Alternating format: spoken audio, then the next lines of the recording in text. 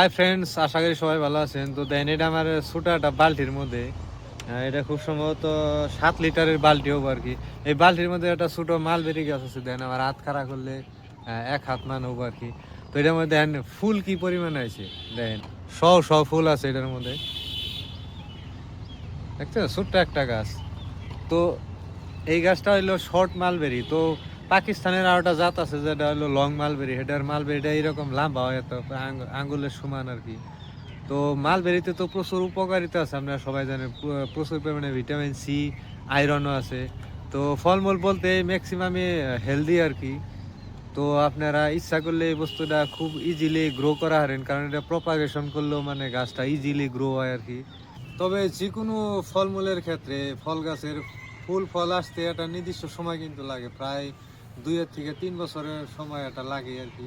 তো এইটার সময় তো আপনি অপেক্ষা করেনি না, নাহলে তার একটা কথা আছে না যে ধৈর্যর ফল মিঠে।